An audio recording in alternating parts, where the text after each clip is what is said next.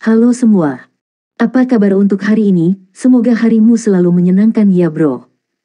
Selamat datang di channel YouTube saya. Tolong dibantu subscribe, like dan share ya, supaya kontennya, wakakakak.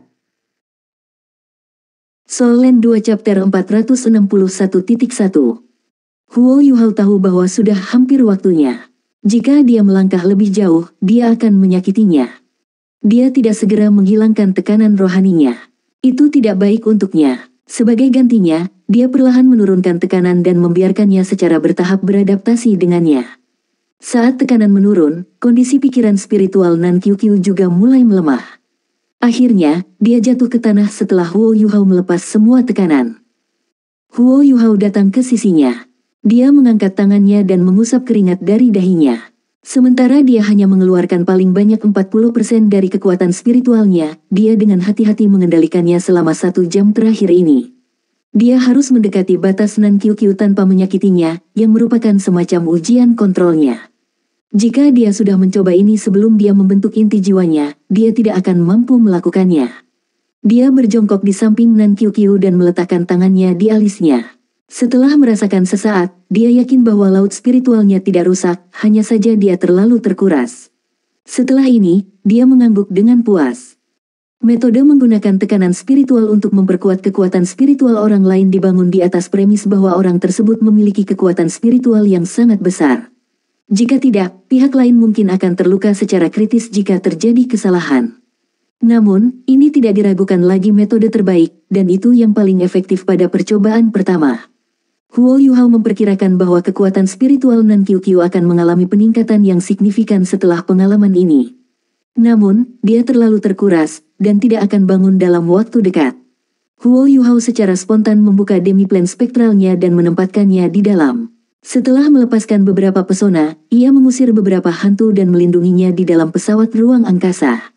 Pada saat yang sama, ia meninggalkan jejak rohnya untuk melindunginya di dalam kamar kecil. Saat dia bangun, dia akan menyadarinya. Setelah menyelesaikan semua itu, dia berdiri sebelum melanjutkan perjalanannya. Tanda tanda hubung. Tanpa Nan Qiuqiu memperlambatnya, Huo Yuhao secepat kilat saat dia terbang di udara. Kali ini, dia tidak menggunakan alat jiwa tipe terbang, mengandalkan kekuatan jiwanya untuk terbang. Saat ia terbang, Huo Yuhao merasakan bahwa kekuatan jiwanya masih perlahan-lahan terkuras.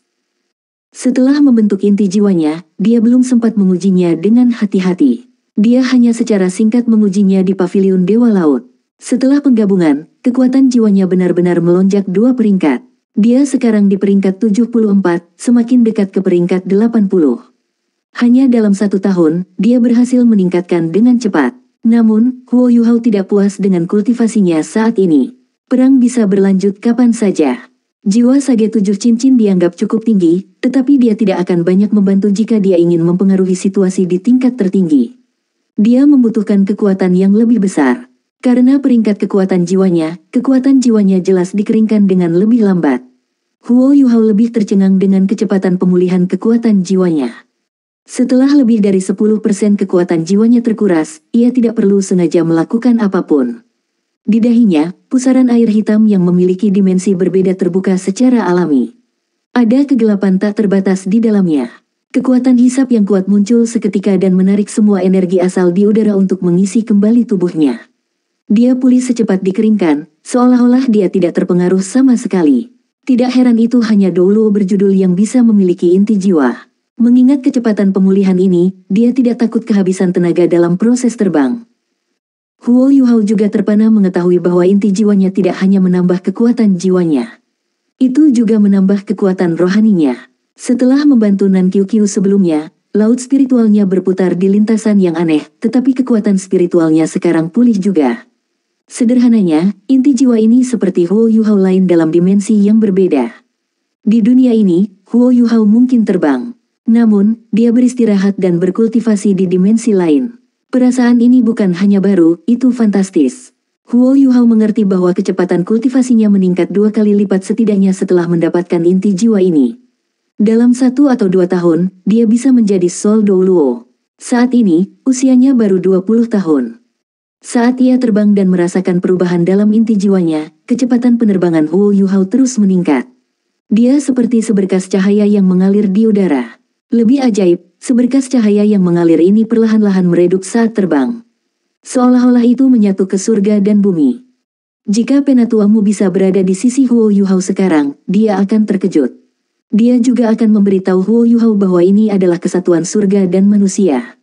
Bahkan Douluo Transcendent mungkin tidak mencapai bidang seperti itu. Setelah mencapai ranah seperti itu, tidak hanya energi kehidupan seseorang akan menurun dengan kecepatan lebih lambat, tetapi afinitasnya dengan energi asal surga dan bumi juga akan meningkat. Selama proses kultivasi dan pemulihan, guru jiwa seperti itu akan melakukan lebih baik daripada tuan jiwa lainnya dari kultivasi yang sama. Selain itu, guru jiwa seperti itu juga akan lebih baik dalam menyembunyikan dirinya. Tanda pisah. Huo Yuhao ditunda karena dia membantu Nan Qiuqiu sebelumnya, tetapi dia segera menyusul dengan kecepatannya yang menakjubkan. Di malam hari, dia sudah bisa melihat garis besar Dragon City. Dragon City dianggap sebagai kota besar di Kekaisaran Jiwa Surgawi, yang terletak di wilayah timur lautnya. Temperaturnya relatif lebih rendah daripada daerah lain. Bergerak ke utara dari Dragon City, Huo Yuhao dapat mencapai Extreme North dalam waktu kurang dari 4 jam, inti dari Extreme North paling banyak dalam 8 jam, jelas menjelaskan mengapa suhu sangat rendah di Dragon City. Huo Yuhao hanya bisa melihat es dan salju di sekelilingnya. Bahkan, dia jelas tahu mengapa Kekaisaran Sun Moon memilih untuk menempati lebih dari 2/3 wilayah Kekaisaran Jiwa Surgawi. Mereka ingin terus memperluas wilayah mereka, mulai dari utara.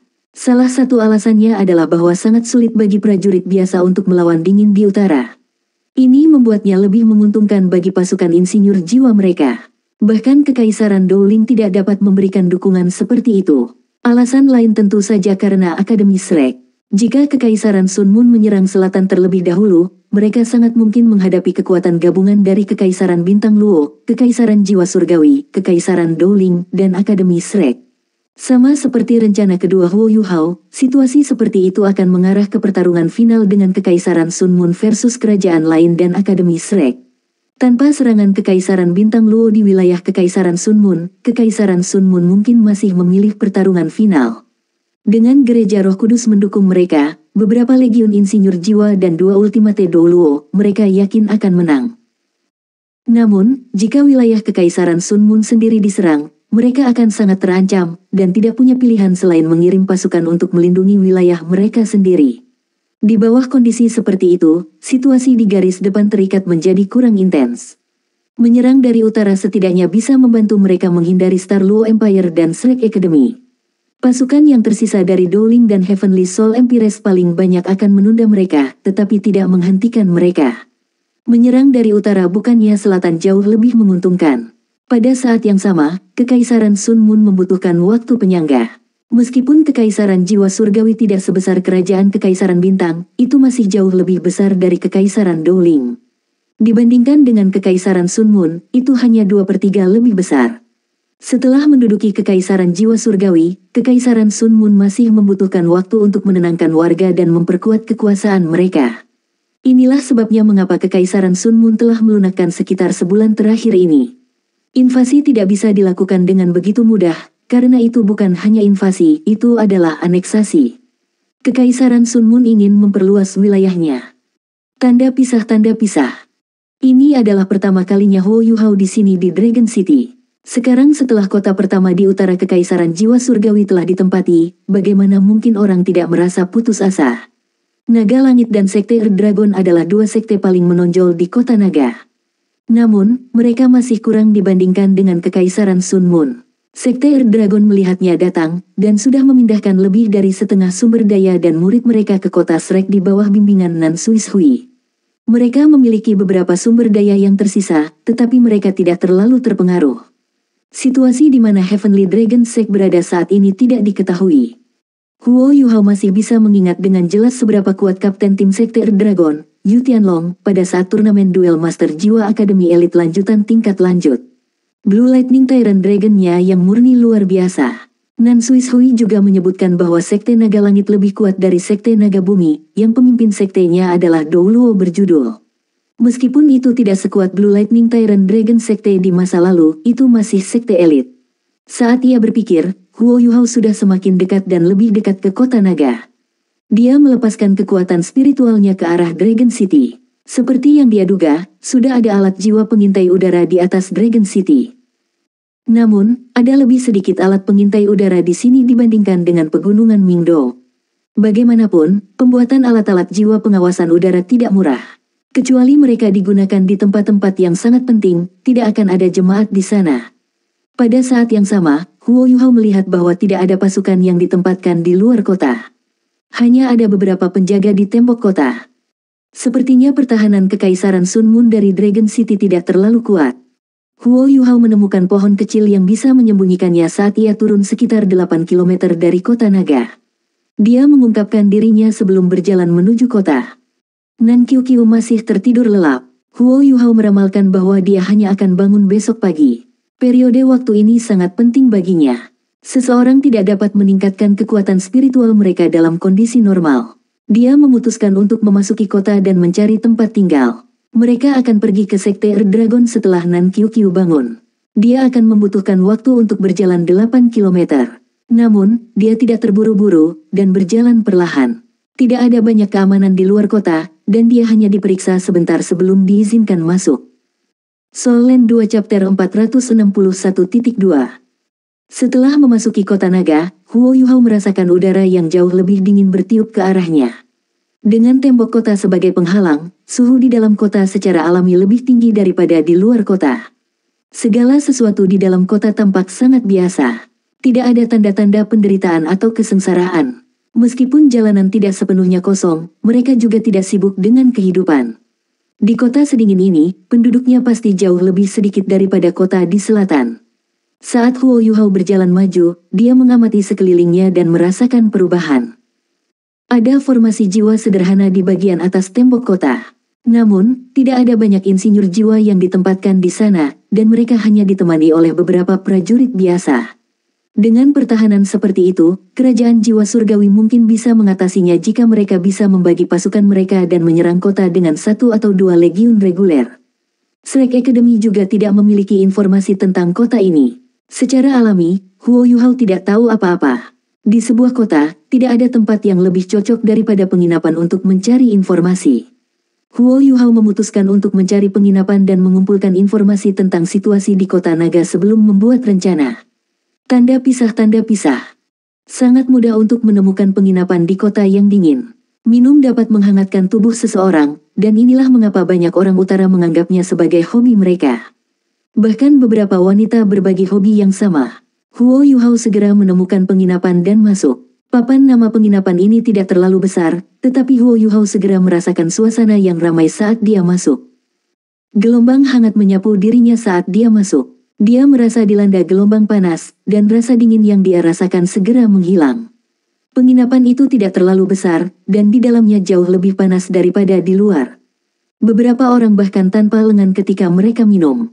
Ada 4 atau 5 meja serta sebuah bar. Ada 20 hingga 30 orang di penginapan, berkontribusi pada suasana gaduh. Namun, suasananya juga terasa sangat ramah. Huo Yuhao memperhatikan bahwa ada beberapa wanita berpakaian minim di belakang setiap meja dan bar. Namun, wanita-wanita ini tidak muda, mereka tampak berusia 30-an. Meskipun mereka berpakaian minim, mereka tidak terlalu menarik, dan semuanya berpakaian dengan cara yang sama. Jelas, mereka milik penginapan. Mereka ada di sana untuk minum dengan pelanggan, tetapi mereka tidak memberikan layanan lebih lanjut. Meskipun para pelanggan juga minum dan bercanda dengan mereka, mereka duduk cukup jauh. Sepertinya ini adalah budaya penginapan di Dragon City. Wanita hanya ada di sana untuk memberikan suasana minum. Selamat datang Pak. Seorang wanita berpakaian minim dengan bahu terungkap dan belahan dada berjalan mendekat dan menyapa Huo Yuhao, yang baru saja masuk. Dia memiliki aksen utara yang kuat. Suaranya sangat halus, tetapi sedikit sengau. Meskipun gaun kuningnya sangat terbuka, itu juga memancarkan gaya elegan kekaisaran jiwa surgawi. Itu hanya terbuat dari bahan yang sedikit lebih rendah. Hai, Huo Yuhao sedikit mengangguk untuk mengakuinya. Apakah masih ada kursi? Wanita berpakaian kuning itu berkata, hanya ada kursi di bar. Akankah itu berhasil? Ya, Huo Yuhao mengangguk lagi. Wanita itu membawanya ke sudut bar sebelum duduk. Huo Yuhao berpakaian agak enteng. Bagaimanapun, dia datang langsung dari Shrek Academy. Secara alami, dia tidak perlu melepas mantel. Namun, semua pelanggan di penginapan sudah mabuk dan tidak memperhatikan ini sama sekali. Wanita itu membawa segelas air hangat untuk Huo Yuhao sebelum bertanya, "Tuan, Anda pasti orang asing." Huo Yuhao mengangguk, "Ya. Dragon City benar-benar dingin." Petik 2. Wanita itu tertawa, "Kamu benar. Melihat cara Anda berpakaian, Anda pasti merasa sangat dingin. Anda akan baik-baik saja setelah minum alkohol. Apa yang kamu inginkan?" Huo Yuhao berkata, "Beri aku sesuatu yang lokal." "Baiklah, tunggu dulu." Tidak lama kemudian, segelas alkohol kuning dibawa di depan Huo Yuhao. Itu memiliki bau alkohol yang kuat. Huo Yuhao mengangkat gelasnya dan menghirup alkohol. Bau alkohol yang kuat menyerang hidungnya. Terbukti, alkoholnya sangat kuat. Ketika dia menghirup minuman itu, dia tidak bisa tidak mengingat bagaimana ada terlalu banyak energi asal Ultimate Ice dalam tubuhnya selama turnamen di Radiant City, dan bagaimana ia harus bergantung pada distilat untuk menetralisirnya. Waktu berlalu begitu cepat, Wang Dong'er tidak lagi bersamanya, dan dia sekarang berada di kota utara ini. Setelah mencicipi seteguk minuman keras, rasa manti, tajam memenuhi tenggorokannya. Itu menghangatkan tubuhnya saat masuk ke perutnya. Perasaan itu memang menyegarkan. Huo Yuhao tidak menggunakan kekuatan jiwanya untuk menetralisir kekuatan alkohol. Saat dia merasakan rangsangan terbakar, wajahnya juga berubah sedikit merah. Meskipun dia bukan orang yang paling tampan, dia masih sangat menawan karena kekuatan rohaninya yang hebat. Mata wanita itu menjadi cerah ketika dia melihat muka siramnya. "Pak, dari mana Anda berasal?" Huo Yuhao berkata, "Saya dari selatan, dan saya di sini untuk mengunjungi seorang teman." Wanita itu tersenyum dan menjawab, "Kamu harus hati-hati kalau begitu. Sekarang masa perang. Jangan pergi ke tempat-tempat yang rawan perang di mana ada banyak pertempuran." Huo Yuhao tidak bergerak ketika dia berkata, "Saya mendengar bahwa Dragon City sudah." Wanita itu tidak menyembunyikan apapun darinya dan menjawab pertanyaannya. "Ya, Dragon City sudah ditempati oleh Kekaisaran Sun Moon. Kami awalnya sangat khawatir, tetapi sepertinya semuanya tidak terlalu buruk." "Oh." Huo Yuhao sedikit heran ketika dia memandangnya. Dia bertanya, "Bagaimana situasi perangnya?" Dia menjawab, "Warga biasa seperti kita tidak akan tahu apa-apa. Setidaknya Kekaisaran Sun Moon tidak melakukan apa-apa pada warga biasa seperti kita setelah menduduki kota naga. Sebagai gantinya, mereka telah mengirim pengumuman bahwa mereka tidak akan menjarah dari kita atau membunuh siapapun. Mereka ingin kita menjaga ketertiban dan tidak meninggalkan rumah kita tanpa alasan." Seperti itu. Huo Yuhao sedikit heran. Kekaisaran Sun Moon sangat meringankan penderitaan yang dialami oleh warga biasa dalam kasus-kasus seperti itu dengan tidak menyentuh mereka. Jika ini masalahnya, itu adalah berkah di antara semua penderitaan. Wanita itu berkata, "Ya, mereka telah menduduki kota naga selama beberapa hari, dan hanya meninggalkan beberapa prajurit untuk menjaga ketertiban. Setelah itu, pengusaha mulai memasuki kota. Para prajurit mundur dari kota 2 hari setelah tiba. Anda seharusnya melihat bagaimana tidak ada banyak kerusakan pada kota sama sekali. Saya hanya mendengar bahwa beberapa sekte Tuan Jiwa dipaksa untuk sementara meninggalkan kota naga oleh pasukan Kekaisaran Sun Moon. Namun, saya tidak yakin kemana mereka pergi." Huo Yuhao mengerutkan alisnya dan mulai merenung. Dari awal ketika Su Tianran memulai perang dan memegang banyak talenta elit dari tawanan turnamen duel jiwa, dia berpikir bahwa nyawa pasti akan hilang dalam perang ini. Selanjutnya, Gereja Roh Kudus membantu Kekaisaran Bulan Matahari. Dengan situasi seperti itu, bagaimana mungkin mereka menyelamatkan warga? Ini adalah sesuatu yang tidak diharapkan Huo Yuhao. Sebelum Huo Yuhao bahkan bertanya hal lain, wanita itu juga mengambil segelas alkohol malt dari belakang bar dan berkata, "Para pengusaha itu juga sangat aneh. Setelah memasuki kota, mereka tidak berdagang. Sebaliknya, mereka membagikan barang-barang. Saya mendengar bahwa mereka memberikan banyak barang-barang aneh bangsawan di kota. Saya mendengar mereka terkait dengan alat jiwa. Kerajaan mereka menduduki kota kami, tetapi mereka memberi kami barang-barang. Saya tidak mengerti apa yang sedang terjadi." Huo Yuhao juga bingung ketika mendengar kata-katanya. Mengapa hal seperti ini terjadi? Apa rencana Kekaisaran Sun Moon untuk dilakukan? Huo Yuhao hanya mendapat informasi ini. Dia tidak mendapatkan sesuatu yang berguna setelah berbicara dengan pelanggan lain. Setelah menanyakan tentang rumah wali kota di kota, dia meninggalkan penginapan setelah menghabiskan minumannya. Tanda pisah tanda pisah tanda pisah tanda hubung. Saat ini, langit sudah berubah gelap, dan aliran orang-orang di jalanan semakin menurun. Temperatur juga turun secara signifikan. Untuk mencegah dirinya agar tidak terlalu mencolok, Huo Yuhao mengambil mantel dari alat jiwa berjenis penyimpanannya dan mengenakannya. Dia perlahan berjalan di jalanan. Dia awalnya berniat untuk menemukan tempat tinggal, dan hanya akan pergi ke Sekte Dragon setelah Nan Qiu bangun. Namun, dia punya beberapa ide baru sekarang. Dia penasaran. Kekaisaran Sun Mun tidak menjarah warga atau menyentuh mereka dengan cara apapun. Mereka bahkan mengizinkan pengusaha memasuki kota untuk memberi mereka barang. Apa niat kekaisaran di sini? Dia pergi ke kediaman wali kota untuk melihatnya. Setidaknya akan ada orang-orang dari kekaisaran Sun Mun di sana. Mungkin dia dapat memperoleh beberapa informasi. Saat dia merencanakan sesuatu, Huo Yuhao berubah menjadi gang gelap dan perlahan-lahan menghilang ke dalam gelap di bawah penyembunyian tiruannya. Tanda hubung. Kediaman wali kota terletak di pusat kota, seperti di kebanyakan kota lain. Kediaman wali kota terlihat cukup besar, dan terlihat dari kejauhan. Ada 2 tentara berdiri di pintu masuk, mengenakan pakaian musim dingin yang tebal. Huo Yuhao melompat dan diam-diam memasuki kediaman. Dia bergerak seperti daun yang jatuh, dan tidak membuat khawatir siapapun. Tempat tinggal itu sangat sunyi. Hanya beberapa saat kemudian patroli pasukan terlihat lewat. Huo Yuhao menyelinap masuk dan dengan cepat datang ke struktur inti kediaman. Dia melayang ke arah kamar berlantai 2 yang diterangi cahaya. Pada saat yang sama, ia melepaskan kekuatan spiritualnya, menelan seluruh kediaman. Dia tidak percaya ada detektor spiritual di sini. Segera, dia dengan cepat memahami situasi di kediaman. Ada sekitar 150 pasukan di dalam kediaman ini. Dari mereka, 20 adalah insinyur jiwa. Kultivasi mereka sedikit lemah, hanya 2 atau 3 insinyur jiwa bercincin. Di ruang tengah kediaman adalah seorang kaisar jiwa 6 cincin. Huo Yuhao hanya bisa tahu apakah dia seorang insinyur jiwa dengan melihatnya secara langsung. Dia hanya seorang kaisar jiwa, tapi dia mengambil alih seluruh kota. Kekaisaran Sun Mun benar-benar memberikan peringatan kepada angin. Soul Land 2 Chapter 461.3. Saat dia memproses ini, Huo Yuhao melayang ke kamar di mana sang kaisar jiwa berada. Segera, dia berada di luar pintu. Mengingat jumlah orang yang ada di kediaman ini, dia benar-benar yakin bisa mengalahkan mereka semua sendirian. Namun, dia tidak ingin membuat khawatir siapapun, dan tetap diam di luar jendela. Kekuatan spiritualnya terfokus di dalam ruangan, dan dia diam-diam mendengarkan dan mengamati. Ada seorang kaisar jiwa berusia 50 tahun membaca beberapa dokumen di ruangan dan sesekali mengangguk.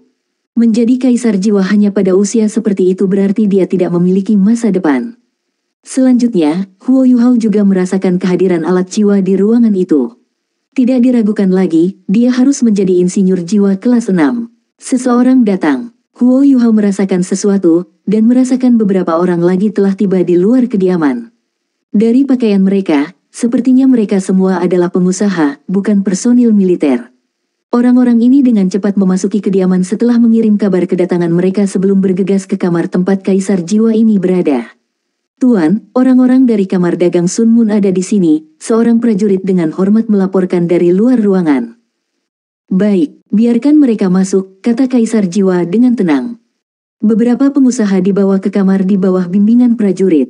Pada saat yang sama, mereka membungkuk ke arah kaisar jiwa. Bagaimana itu? Bagaimana rencananya? Tanya sang kaisar jiwa. Seorang pengusaha kurus menjawab, kami mengalami kesulitan pada awalnya. Bangsawan kekaisaran jiwa surgawi mendiskriminasikan kita. Namun, setelah Anda mengirim instruksi untuk tidak menyita tanah dan kekayaan mereka, mereka tidak berani secara terbuka mengungkapkan kebencian mereka kepada kami, bahkan jika mereka diam-diam melakukannya. Mereka hanya menolak upaya kami di bayang-bayang. Selama beberapa hari ini, kami telah menunjukkan bagaimana alat jiwa magis dapat, yang saya percaya perlahan menggerakkan mereka. Ini terutama berlaku untuk radiator termal kami, yang saya percaya mereka sangat tertarik. Radiator termal dapat sangat menghemat batu bara mahal. Setiap minggu, mereka hanya perlu insinyur jiwa untuk mencurahkan kekuatan jiwanya. Itu akan cukup untuk menyalakan radiator termal untuk menjaga sebidang tanah tidak lebih besar dari 500 meter persegi hangat. Kita bahkan bisa menghindari aroma pembakaran batu bara. Mereka semua sangat terkejut. Kaisar jiwa mengangguk puas dan menjawab, baiklah, teruslah beriklan. Beri mereka segalanya. Jangan merasa sakit hati karena itu. Marshall telah menyebutkan bahwa meskipun kita akan mengalami beberapa kerugian moneter sementara, mereka pada akhirnya akan bergantung pada kita begitu mereka beradaptasi dengan kehidupan alat jiwa, dan tidak akan mau kembali ke kehidupan usang mereka. Setelah kami memenangkan kaum bangsawan dan meyakinkan mereka untuk bekerja untuk kami kemudian akan mengalihkan upaya kami kepada warga. Dalam beberapa tahun, kami akan memenangkan hati seluruh kota. Ya, pengusaha itu mengangguk dengan hormat. Setelah ini, mereka melakukan serangkaian laporan. Mereka berbicara tentang bagaimana mengangkut alat-alat jiwa ke kota untuk keluarga bangsawan dan mengajari mereka cara menggunakannya. Mereka juga berbicara tentang cara memindahkan bangsawan, serta orang-orang yang telah dipindahkan dan yang masih sangat keras kepala. Seluruh laporan berlangsung kira-kira 1 jam sebelum pengusaha pergi. Setelah mengirim mereka ke pintu, wali kota kembali ke kamarnya dan bergumam kagum pada dirinya sendiri. Marshall, Anda berwawasan jauh. Metode ini jauh lebih baik daripada melakukan pembantaian. Kekaisaran Sunmun tidak bisa hanya mengandalkan kekuatan militer untuk menguasai seluruh benua. Metode ini menggunakan alat jiwa untuk memenangkan hati orang-orang memang mengesankan. Kami telah mengurangi jumlah pasukan di kota, membuat mereka rileks. Setelah itu, kami menggunakan teknologi alat jiwa untuk menyusup ke kehidupan mereka, meskipun kami yang mengendalikan teknologi inti. Di masa depan, hanya akan ada Kekaisaran Sunmun. Yang lucu adalah bahwa Kekaisaran Jiwa Surgawi, Kekaisaran Bintang Luo dan Kekaisaran Dowling masih berusaha untuk melawan kita. Mungkin dalam beberapa tahun ke depan mereka akan mengetahui bahwa warga di wilayah yang kita duduki tidak lagi loyal kepada mereka. Haha, brilian. Ini memang brilian. Marshall memang orang yang paling saya kagumi. Menaklukkan hati tanpa menggunakan kekuatan. Itu yang paling canggih dari semua strategi. Huo Yuhao berdiri di luar selama 2 jam dan mendengarkan semuanya. Setelah mendengarkan poin ini, ekspresinya sudah agak pucat. Impresif. Marshall, yang dia bicarakan ini terlalu mengesankan. Menggunakan teknologi alat jiwa sebagai sarana infiltrasi. Ide cemerlang macam apa itu? Udara di luar sangat dingin, tapi Huo Yuhao meneteskan keringat. Plot terbuka, itu adalah plot terbuka nyata. Mungkin dia bisa menghancurkan semua yang ada di kota naga dengan seluruh kekuatannya. Namun, jika Kekaisaran Sunmun melakukan hal yang sama di seluruh Kekaisaran Jiwa Surgawi, tidak ada cara dia bisa menghentikan mereka kecuali dia bisa mengusir mereka dengan cepat. Siapa sebenarnya Marshall ini? Dia sebenarnya punya strategi seperti itu. Dia memang ahli strategi yang brilian. Huo Yuhao telah melihat Su Tianran sebelumnya. Dia tidak memiliki kesan yang baik tentang dia. Tanpa ragu, Su Tianran adalah seorang anti pahlawan. Namun, mungkin karena kecacatannya ia tampak sangat jahat dan ganas. Saat ini, strategi yang Huo Yuhao dengar pasti adalah sesuatu yang tidak bisa dipikirkan oleh seorang pahlawan. Ini adalah plot nyata yang nyata. Itu benar, tetapi mungkin hanya efektif dalam jangka panjang. Namun, jika berhasil, itu akan sangat efektif. Jika mereka berhasil, Kekaisaran Jiwa Surgawi akan merasa sangat sulit untuk mendapatkan kembali wilayah yang telah mereka hilangkan. Mengingat situasi saat ini di semua kekaisaran, fondasi setiap kekaisaran adalah kaum bangsawan. Para bangsawan mengendalikan hampir semua sumber daya di sebuah kerajaan. Yang paling kuat dari kaum bangsawan secara alami adalah keluarga kekaisaran dari masing-masing kekaisaran. Itu adalah dasar dari monarki. Inilah sebabnya mengapa Kekaisaran Sunmun memiliki target yang sangat spesifik. Pertama, mereka memilih untuk menembus hati para bangsawan Kekaisaran Jiwa Surgawi. Begitu kaum bangsawan perlahan memihak Kekaisaran Matahari Bulan dan membantu mereka mempromosikan teknologi alat jiwa di kekaisaran mereka sendiri, mereka hanya bisa dikenakan manipulasi, mengingat bahwa mereka tidak memiliki teknologi inti. Mereka selamanya akan bergantung pada Kekaisaran Sunmun. Semakin lama mereka di bawah pendudukan, semakin jelas hal ini akan terjadi. Ini terlalu menakutkan. Orang yang datang dengan strategi ini membuat Huo Yuhao kagum. Tidak ada pembantaian. Itu melalui penetrasi teknologi alat jiwa murni bahwa Kekaisaran Sunmun menunjukkan keunggulan mereka sepenuhnya. Sebelum hari ini, Huo Yuhao tidak akan pernah mengharapkan Kekaisaran Sunmun untuk menggunakan metode invasi seperti itu. Bagaimana dia harus bereaksi terhadap strategi seperti itu? Huo Yuhao diam-diam meninggalkan kediaman dan menemukan hotel untuk menginap. Dia tidak bisa tidur sepanjang malam. Tanda pisah tanda hubung. Hanya ketika langit sudah cerah, Huo Yuhao menarik kembali pikirannya. Baginya, tidak masalah kalau dia tidak bisa tidur sepanjang malam. Hanya saja dia tidak bisa memikirkan cara yang tepat untuk berurusan dengan strategi Kekaisaran Sun Moon, meskipun dia telah memikirkan sepanjang malam. Alangkah ceritanya, itu adalah plot yang terbuka yang sulit untuk dilawan. Itu tidak sepenuhnya aman. Cara paling sederhana untuk menghadapinya adalah dengan cepat merebut kembali semua wilayah yang hilang. Pada saat yang sama, Kekaisaran Sun Moon harus dihentikan. Hanya dengan cara inilah mereka bisa bertahan. Namun, bagaimana dengan jangka panjang? Di dalam perbatasan Sun Moon Empire, Kekaisaran telah mempromosikan teknologi alat jiwa kepada warga biasa. Selain itu, sangat sulit untuk merebut kembali kota-kota yang telah mereka ambil dari Kekaisaran Jiwa Surgawi. Di bidang alat jiwa, Kekaisaran Sun Moon hanya memimpin terlalu banyak. Seiring berlalunya waktu, kota-kota yang telah jatuh ke Kekaisaran Sun Moon kemungkinan akan menyerah pada Kekaisaran Sun Moon bahkan jika mereka tidak menyerang, dan hanya mempertahankan situasi saat ini. Dengan lebih banyak sumber daya dan dukungan, teknologi alat jiwa Kekaisaran Sun Moon akan maju lebih cepat dan lebih cepat. Ini akan semakin memperlebar jarak antara mereka dan kekaisaran lain di benua Douluo asli. Puncak teknologi alat jiwa saat ini adalah Dewa Kematian. Namun, Dewa Kematian tidak diragukan lagi merupakan pengecualian. Itu adalah alat jiwa yang ditakuti semua orang, dan hanya bisa dioperasikan setelah membunuh orang. Satu Dewa Kematian tidak dianggap terlalu menakutkan bagi Huo Yuhao. Ancamannya akan berhenti ada begitu tentara Kekaisaran Sun Moon tidak bisa mengatasinya lagi.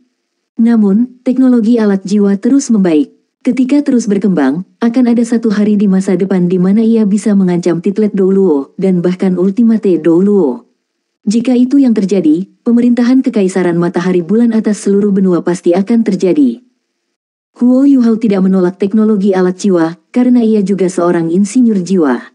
Saat teknologi alat jiwa terus berkembang, ia mewakili kemajuan masyarakat. Itu adalah evolusi dari seluruh benua Douluo. Namun, dia tidak ingin melihat Kekaisaran Sun Moon memerintah seluruh benua Douluo.